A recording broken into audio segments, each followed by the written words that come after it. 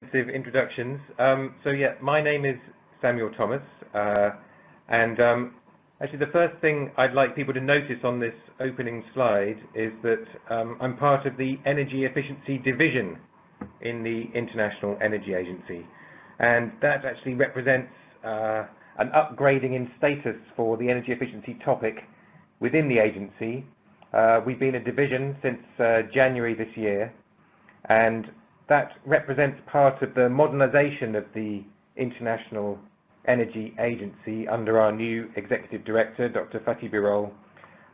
And one of the three legs of that modernisation is that the IEA is to become a clean energy hub, and especially for energy efficiency. So the energy efficiency topic is certainly raising its profile internally within the IEA, and that is no bad thing, and about time too, some of you might say. But of course, we're not starting from a zero base here at the agency. We've been doing lots of good work over the last few years, including work on this topic, the multiple benefits from energy efficiency action. And that's a term that was first coined by the IEA, and one that's, I think, been quite successfully taken up by a number of other organisations, and I'm thinking of the European Commission, and also recently the American, so the ACEEE over in America, who've changed their nomenclature from non-energy benefits to multiple benefits. So I think this is an area where the IEA has had some traction. And today what I'm going to do is just give a very short history lesson about how we've got to where we are now by way of an introduction, and then hand over for the bulk of the presentation time to Kevin, who will take a look at the work that he and others have been doing on the conceptual framework behind multiple benefit and indeed multiple impacts evaluation, and then after that we'll move to questions and answers. So just to rewind briefly to 2012,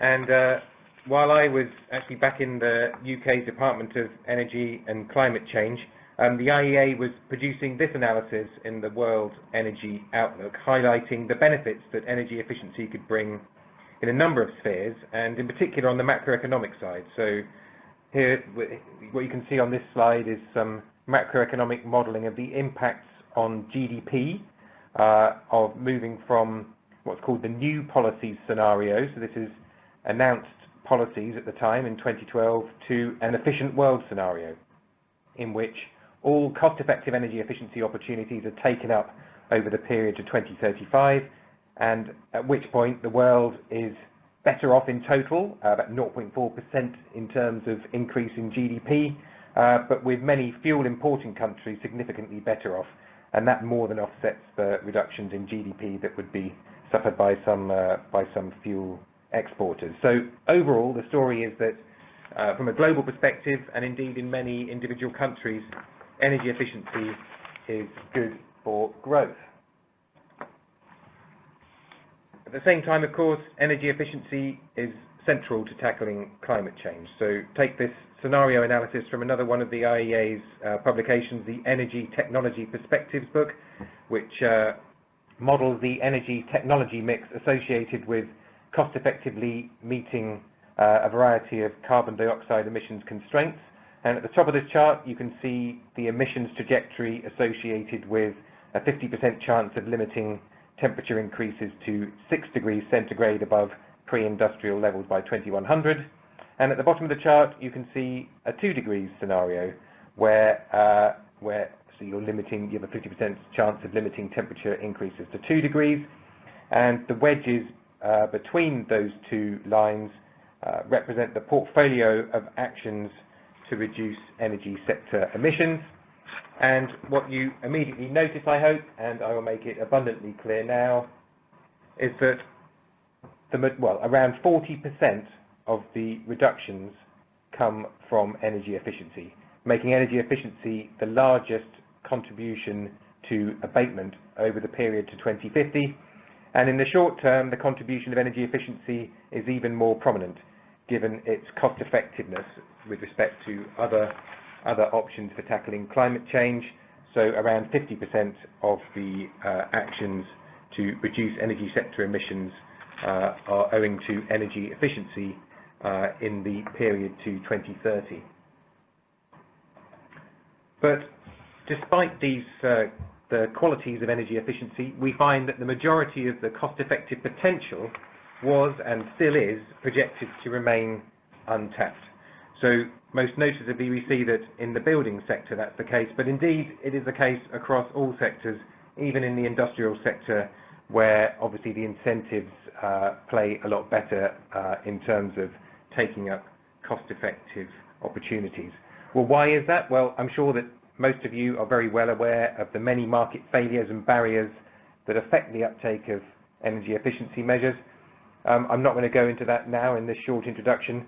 But another issue, I guess, is its sexiness. So my old minister in the UK once said that real men build power stations, and by which he meant that the supply side is much more macho, and from a politician's perspective, better for tape cutting. Certainly, when you compare that to the sort of gradual accumulation of millions of smaller projects that constitute progress on energy efficiency. And you can see that kind of impact, really, of sort of the lack of sort of tangibility and salience for energy efficiency playing out in this analysis, going back again to the WEO, the World Energy Outlook from 2012. This was a chart that made a few headlines, and it shows the impact of various supply side and demand side improvements on the US, on the United States oil import needs. And to say the analysis garnered lots of press attention. US oil imports to reduce by 60% by 2035, and most of the attention was lavished on this segment, the tight oil supply impact, which is extremely sexy from a kind of macho supply side perspective.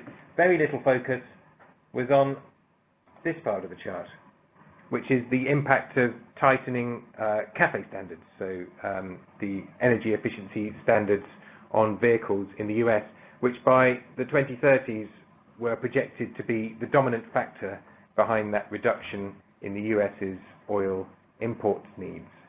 So energy efficiency is good for growth, it's good for the environment, and as we see from this type of analysis, it's also good for energy security, but there was relatively little recognition of this, or indeed joining up across government departments to take account of these multiple benefits, or indeed across academic disciplines.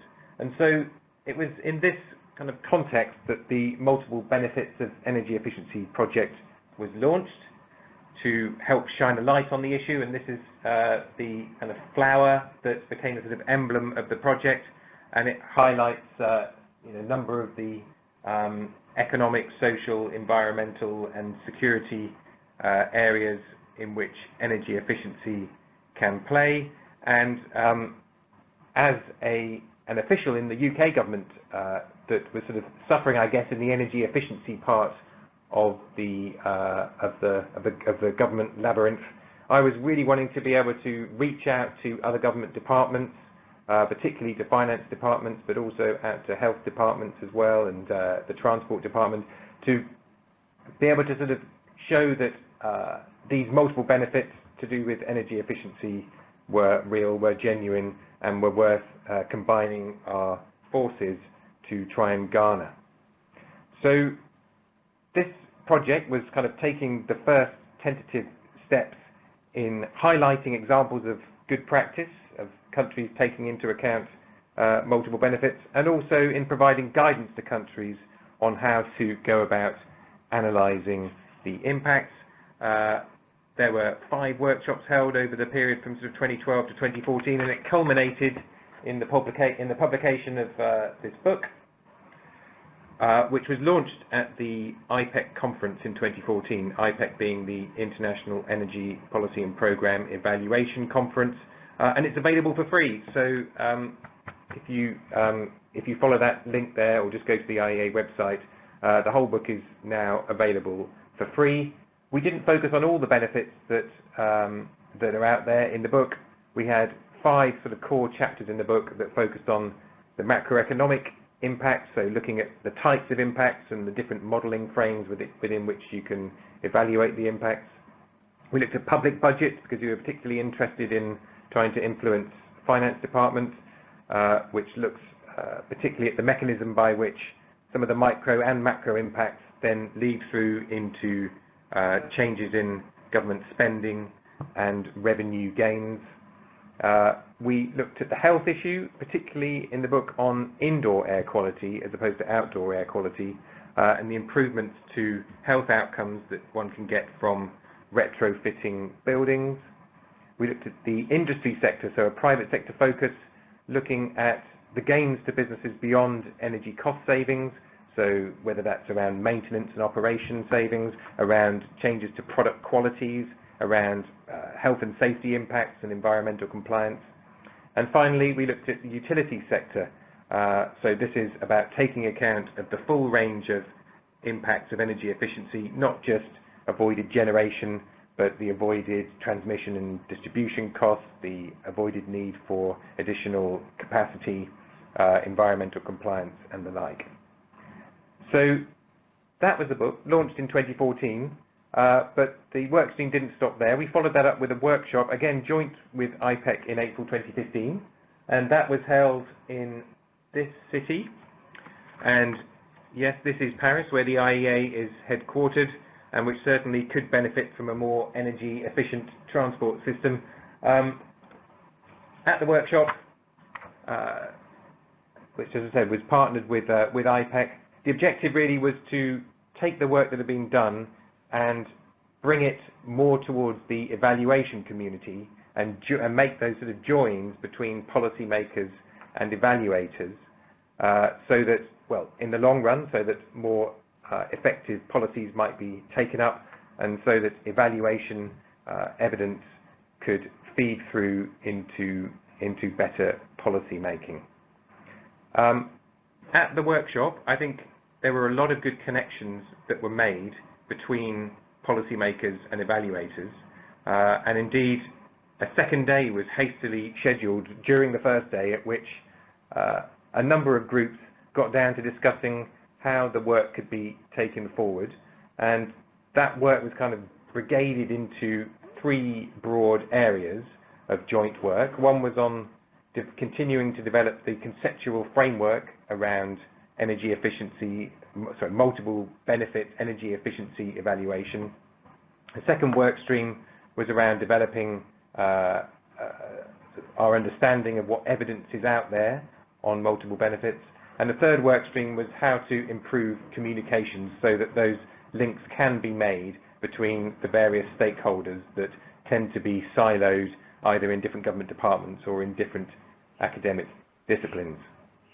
So I'm now going to hand over to Kevin, who's going to talk a little bit more about the conceptual framework, and in particular, and it's a move that I definitely endorse, which is when we're talking about evaluation, moving from purely talking about multiple benefits to talking about multiple impacts, because obviously there are multiple costs as well as multiple benefits, and it's important that that the full range of impacts are taken into account so that the best policy decisions can be made. So with that, I'm going to pass over to Kevin, who will move on to the main course of this presentation. Yeah, thank you, Sam. I hope everyone's doing well out there. Good morning from the other side of the pond here in snowy Boulder, Colorado. As Sam said, I'm going to give a bit of background on what the Conceptual Framework Working Group has been doing since last spring's workshop, and provide a bit more background on the work. It is a work in progress, and the working group has been co-chaired by Anke Diana Barbu of the European Environment Agency in Denmark. Diana is, I think, listening on the call today and will be continuing to participate with our group, and wanted to extend a thanks to her for helping us organize the input that we've been getting in the working group. So to move on a bit here, why multiple impacts? I think Sam's given a really good background. The project, the collaboration on producing the book that was released at the IEPPEC conference in Berlin in 2014 provoked a lot more interest in the evaluation community. People have been looking at a variety of non-energy related benefits for years around the world, and we're hopeful that a framework can help provide guidance regarding the process of evaluating these multiple benefits or impacts within the scope of energy efficiency programs and policies. We're considering both programs and policies. Definitions of programs can be quite broad. The Energy Star Appliance Program or a Top 10 Refrigerator Program might be considered a program by some and a policy by others. An impacts approach, as Sam mentioned, takes a look at both costs and benefits, which take a more neutral approach, which is quite important for independent evaluation of investments in energy efficiency. The working group talked about the language and decided we should really try to have the framework consider costs as well. I think most on the call and most involved in the working groups in energy efficiency industry globally certainly recognize benefits that can occur, but there are also costs, of course, if buildings are retrofitted. There'll be costs associated with that retrofit. There may be other types of participant costs in industry.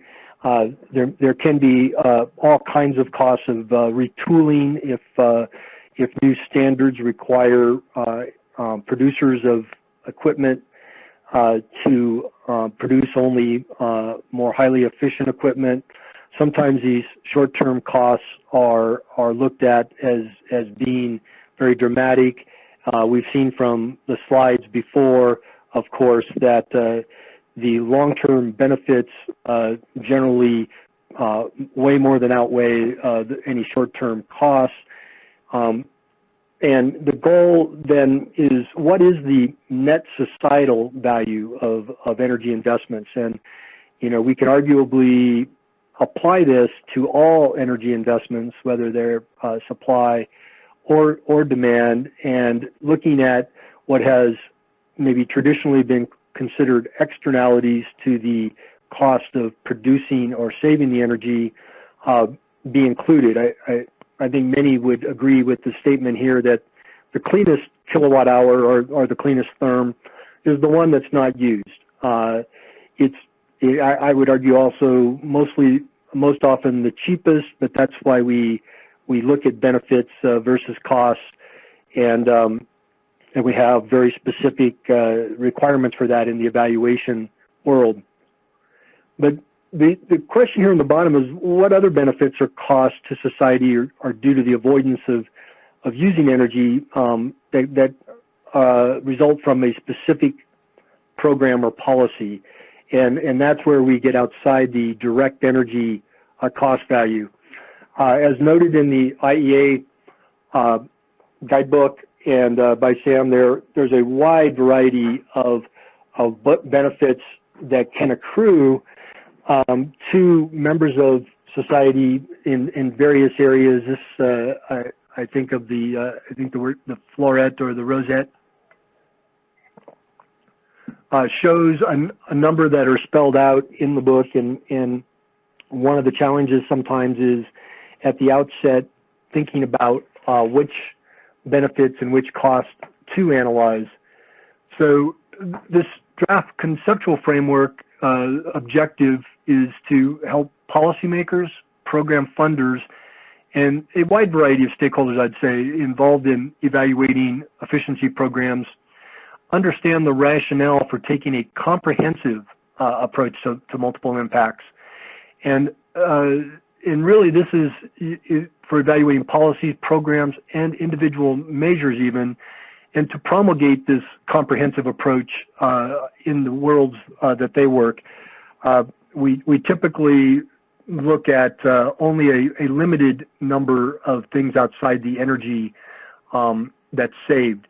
The general view in evaluations of energy efficiency investments, the goals are to estimate energy capacity reductions, the changes in quality and reliability of service. This in itself can be a co-benefit of an energy efficiency program, and there also could be costs in some minds, particularly in other types of demand-side interactions where there have been some concerns about quality and reliability expressed in load reduction efforts. Obviously, the costs of the projects, end user satisfaction and acceptance. If we really want to make long-lasting change in the way energy is used, evaluations look to better understand how a program has been accepted into a specific marketplace, and then translating those impacts into environmental changes. Most commonly, greenhouse gas reductions can be a reasonably straightforward calculation when we know the generation mix that is avoided.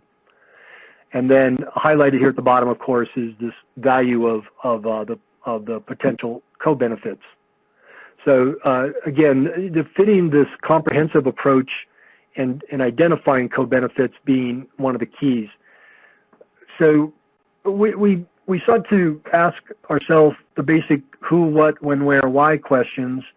And when starting off as an evaluator, and this is an area that I've been fortunate to work in, for many years, to demonstrate through engineering and economic studies the value of energy efficiency as opposed to avoided generation.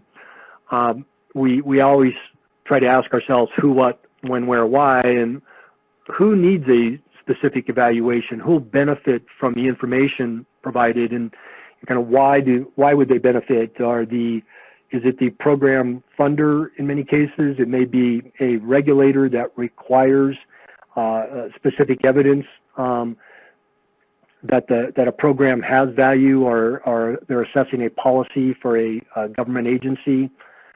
What type of program is being evaluated? Is it a direct install or weatherization program in a residential sector, or is it providing funding for investment in an industrial area?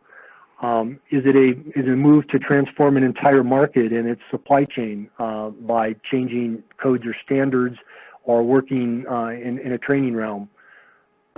When will the evaluation results be of most use? There's been a lot of talk in the evaluation world regarding sometimes the evaluation taking place long after a program funding cycle has ended, and that it may have limited value to make course corrections. And so the same can be true for benefits that may be accruing outside of energy saved, is asking the question, when will those results be useful to stakeholders and policymakers?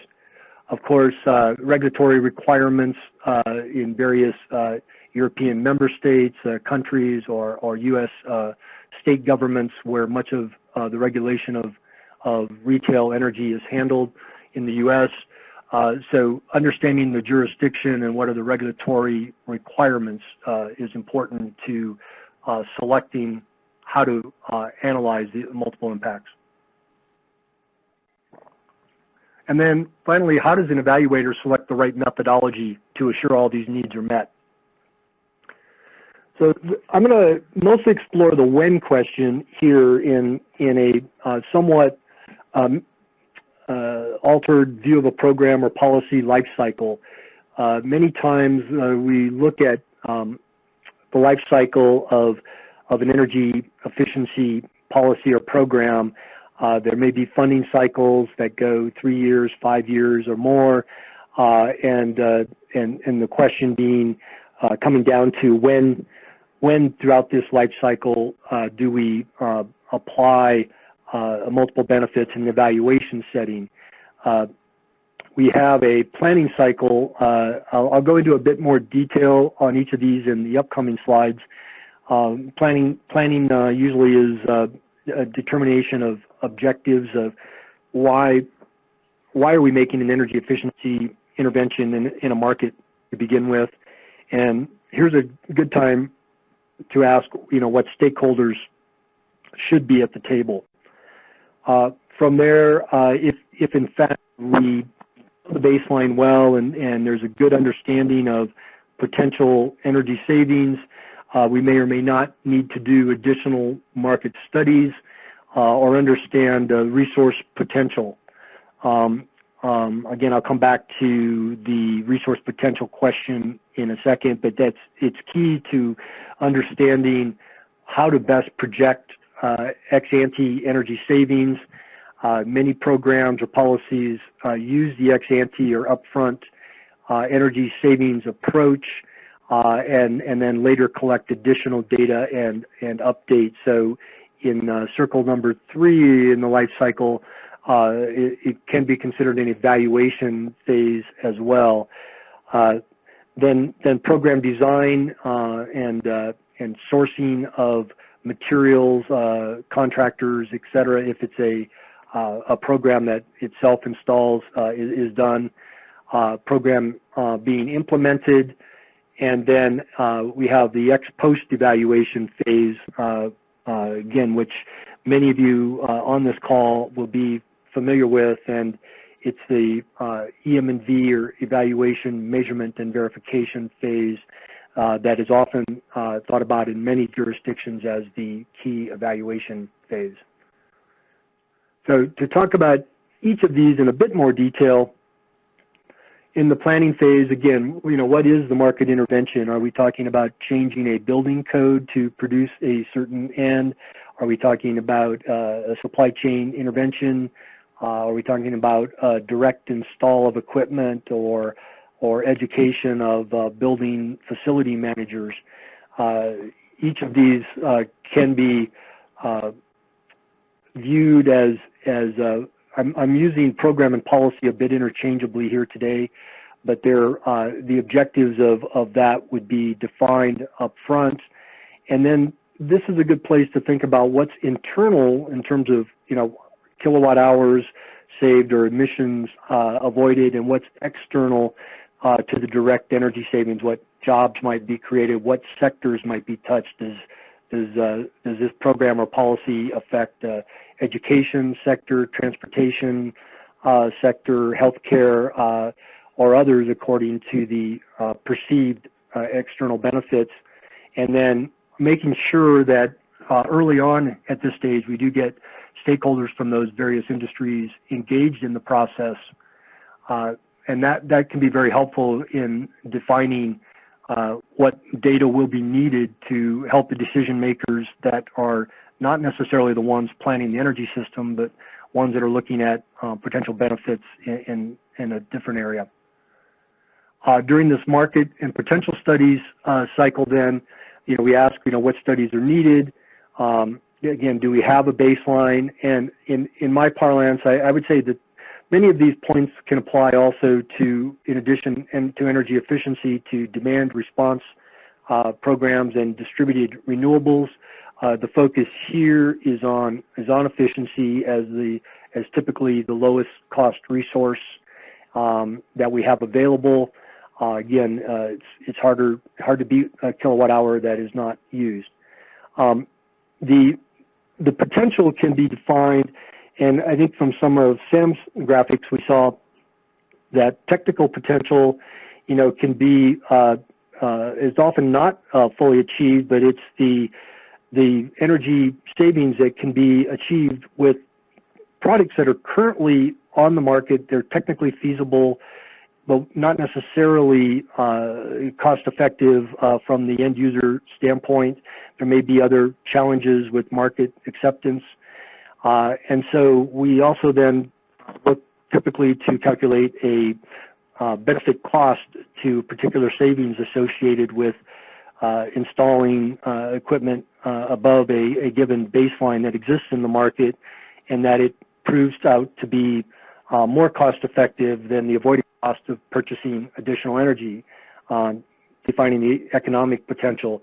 But of course, even when things are economically can be shown to energy buyers to be very good investment compared to other investments they might make, there are other barriers that may keep achievements from being recognized early on, which is one of the key reasons, of course, we stimulate the market through energy efficiency programs and policies so that we do meet the requirements or increase the amount of achievable potential between a installed base of less efficient equipment and what could be achieved if all technically feasible equipment were installed.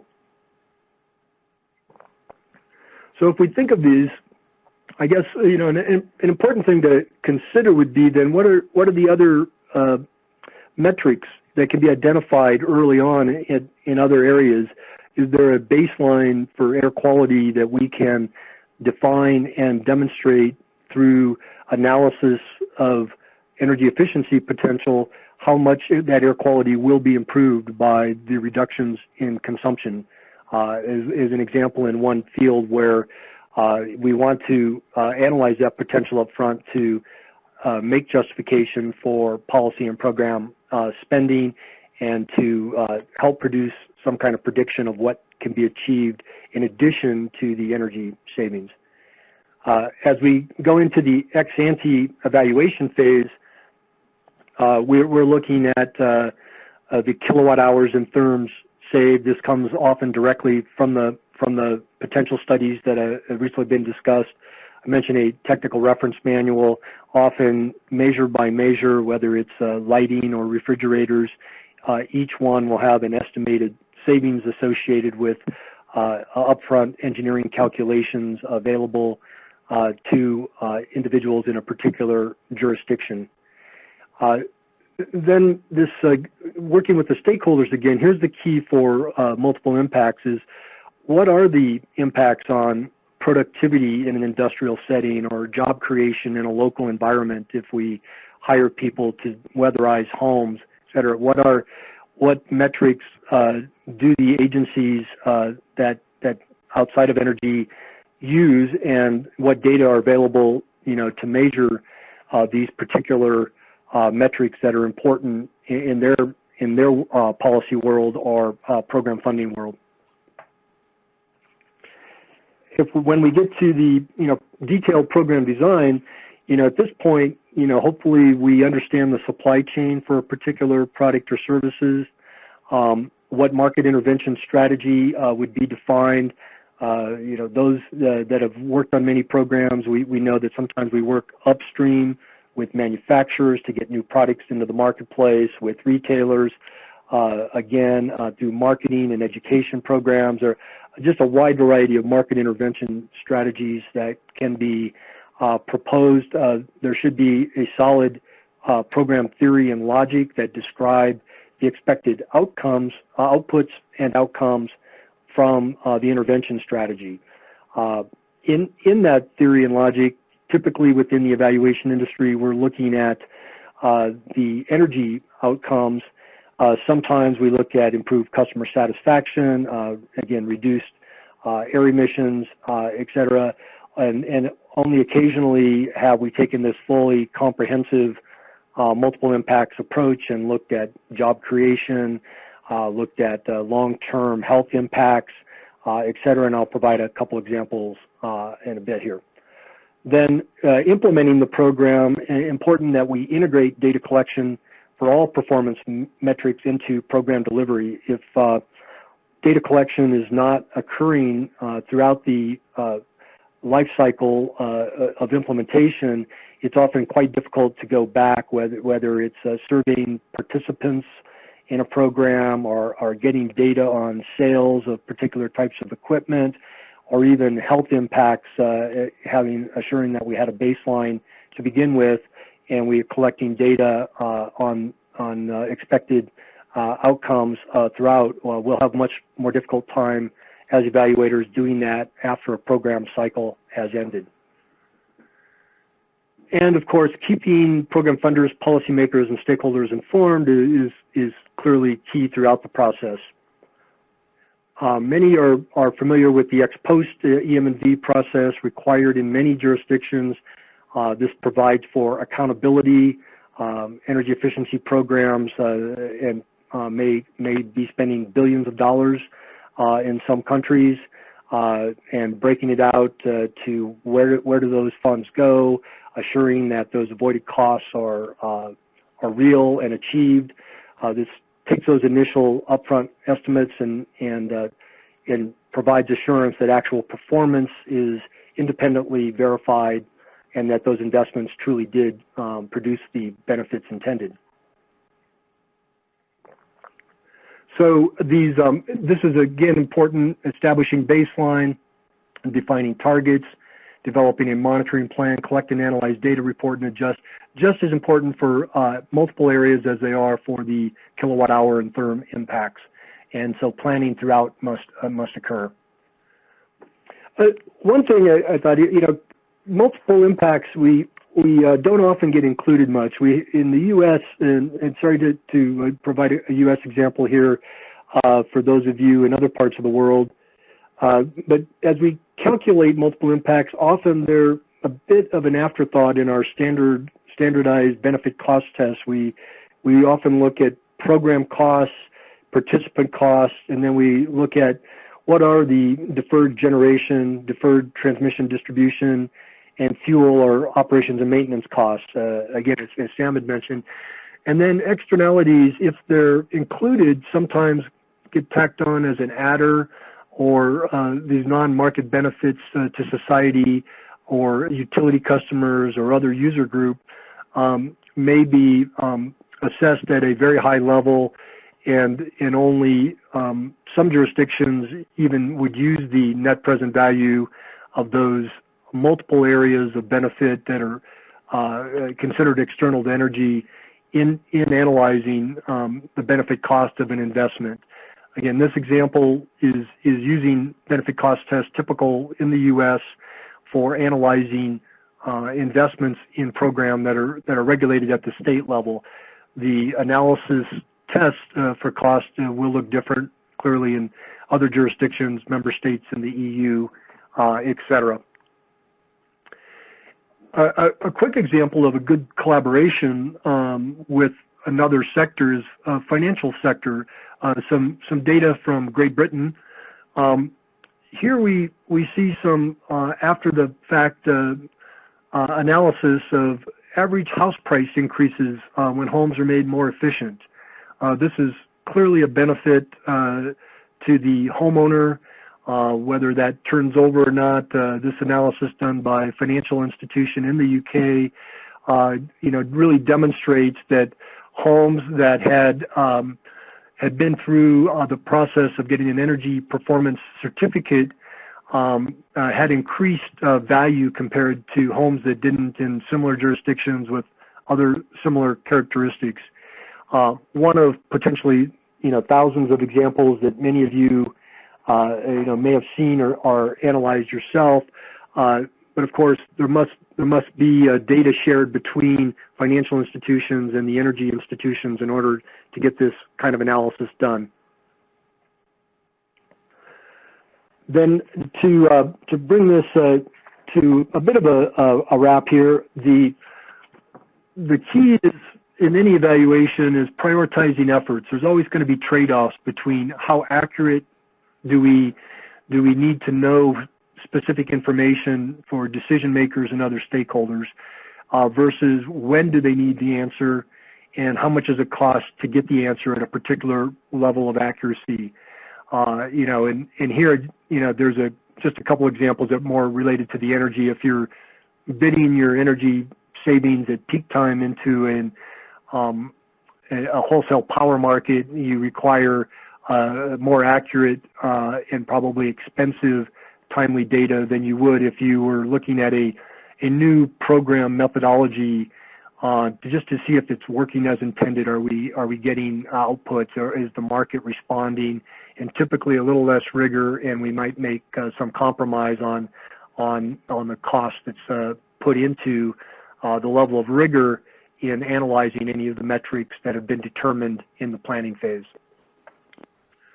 So this is, again, a high-level overview, a work in progress. We want to provide background for evaluators. As Samuel mentioned, there's an outreach group and an evidence group. We're going to be looking at evidence gaps. You can join this conversation, at the IEPPEC conference in Amsterdam this June.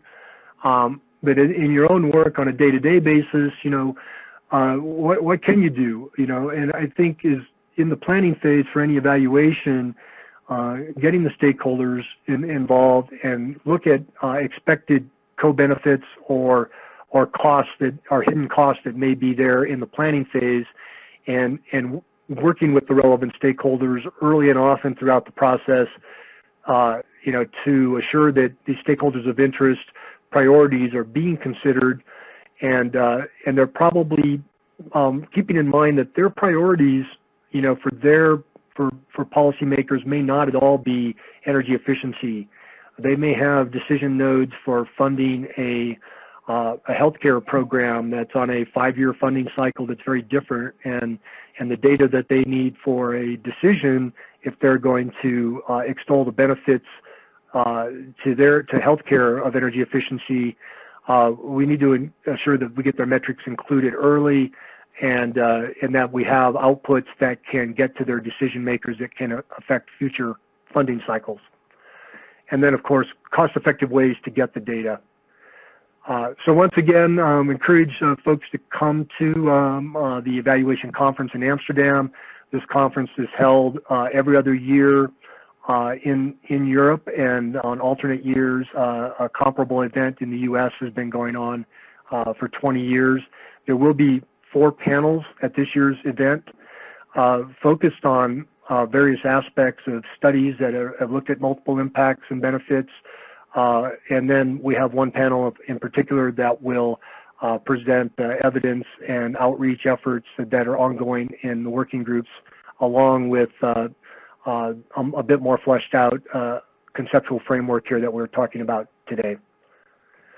So I want to extend a big thanks to Anke Diana, other contributors in the working group who are listed here, and to Denise Mulholland from the U.S. Environmental Protection Agency, who had some years ago put out their own multiple benefits book and has contributed to the thinking here as well. So with that, I want to open it up to questions, Roman, and please, I think everyone has been provided the information to submit your questions in writing for either Sam or myself.